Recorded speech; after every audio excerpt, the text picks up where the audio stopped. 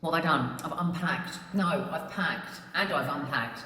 But just making some big changes to your life to better. You can sell them on Facebook, you can give them away, whatever. Because prior to that, my announcement to the family was the 18th of January, because that's my daughter's birthday. It doesn't have to be Malaysia, it can be anywhere. It could be Dubai, it could be Qatar, it could be Oman, it could be Saudi. What are you waiting for? What are you waiting for? What are you waiting for? Welcome to my vlog, and today I'm going to talk to you about the 9 months plus that I've stayed in Malaysia and what I've done in that time and what you can do with your plans about moving abroad. It doesn't have to be Malaysia, it can be anywhere. It could be Dubai, it could be Qatar, it could be Oman, it could be Saudi, it could be Turkey, Egypt, anywhere. But just making some big changes to your life to better just the daily living more than anything. Anyway, I'm going to start you off where I came here in December 2023, and within 3 days I had observed enough to tell me that this was going to be the place that I can live in. I put my deposit down on my house. Now I know that I've got liquid money to be able to do this with, but not everybody's going to have that opportunity. So I'm going to talk you through a series of videos that are going to explain exactly how you can make your purchases, how you can get your visas, etc. But let's start off with my journey first.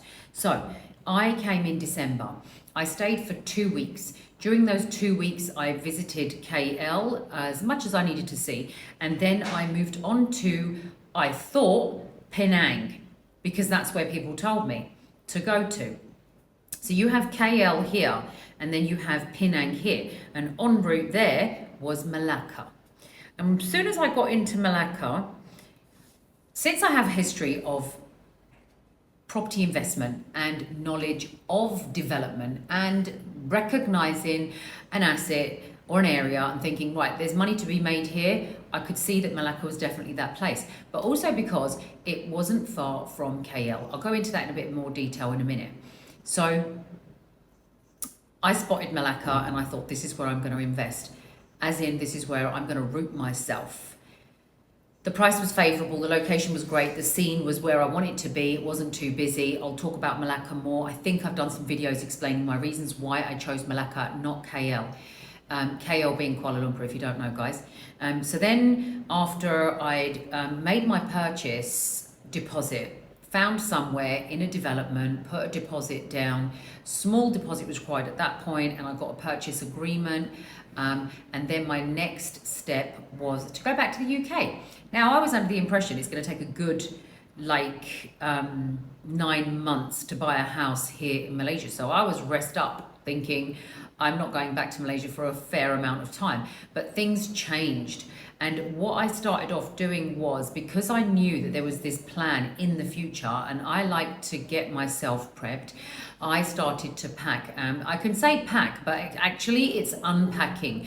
Unpacking all of that settled life that you have created. The home, the car, the finance, the bedrooms, the furnishings, the collections of everything that you've accumulated. Actually, what you're doing is you're unpacking all of that from your life, and it's weighing you down, and now you are loosening all of your ties. So you loosen your ties gradually with your home, and you dispose of things. You can sell them on Facebook, you can give them away, whatever, because you're going to travel with a lot less than what is in your house.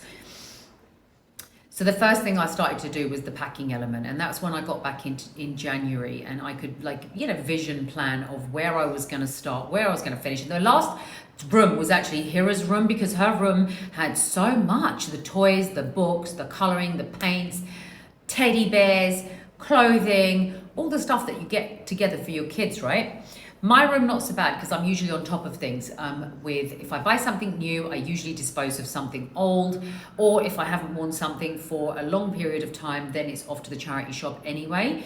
The kitchen was probably the next space that needed to have some serious packing done.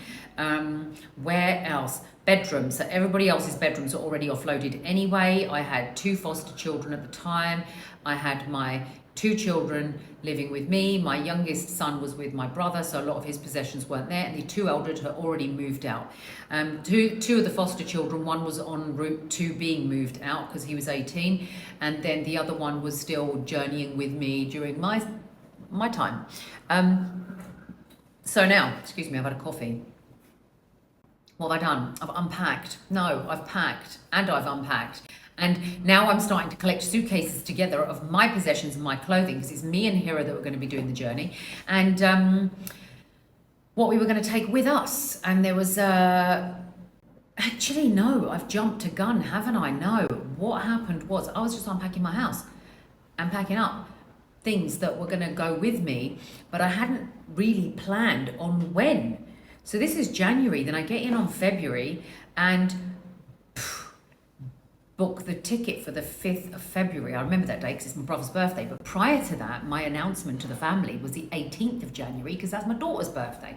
And I thought, what better time to tell everybody I'm doing this?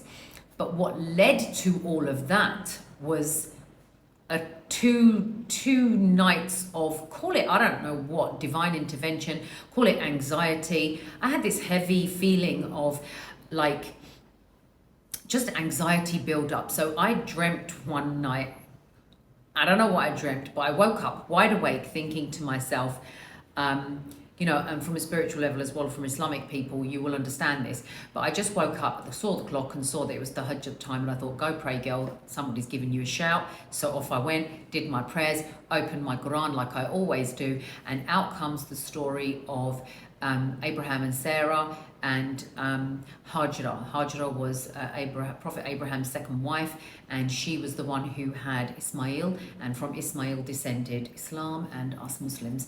And Hajra's journey, that was her hijrah, that she had, the journey where he took her and left her in Makkah, and then she was doing the Safa Marwa to get the water. So that was that story. I didn't think anything of it, went back to sleep. Next day, go to bed, wake up 2 o'clock, wide awake, and I'm sitting there thinking to myself, what are you waiting for? Because actually, once I had been packing my house, I had also been selling off. Now, I know that commercial takes a lot longer than residential, but I'd put word out, and let's just say something happened and my commercials went, just like that. 4 or 5 units, I don't know, I can't remember exactly, but within 1 month, there's money in the bank. And now, what am I waiting for was the thought that I had in my mind at 2 o'clock in the morning. And I thought to myself, right, what are you waiting for? Apart from the house that's here, which is already almost packed up, I've got 2 businesses. They're kind of taken care of, and I can do things remotely anyway. And I had people in charge. So, and now I've got the money. So what am I waiting for? So I thought, you know what, girl, book that flight and just go. So I packed 7 suitcases between me and Hira. We packed up clothing and a few essentials, and we left. And we went via Saudi and did Umrah first, because funnily enough, right, the flight that I booked on Skyscanner, the cheapest one, was Saudi. And I thought to myself, well, why don't I stop off and do a layover? So we laid over for a few days. I had somebody with me, obviously for my support, and my just somebody that would be there as protection, support, etc. But I can tell you it's not essential. You can do it yourself. If you're single female, don't even worry about it. It can be done. So we stop off in Saudi Arabia. After Saudi Arabia, we hit KL, and I meet up with Intan, who sorted out the rental accommodation, and she also found me the property that I wanted to buy. So I went straight to the rental accommodation and settled in. It was all fully furnished, and nothing to do, just dumped my bags, took a bag, and then we circulated the rest of Malaysia because we had time for it.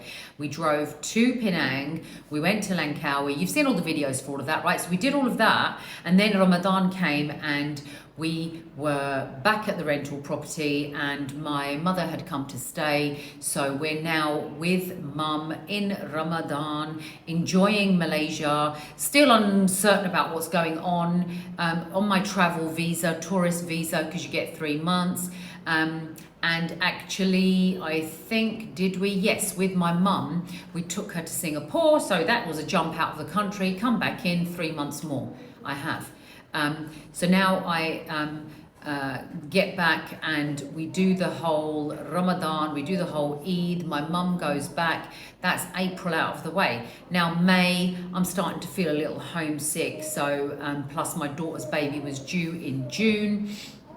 So I basically decided to book a flight and head back to the UK for June.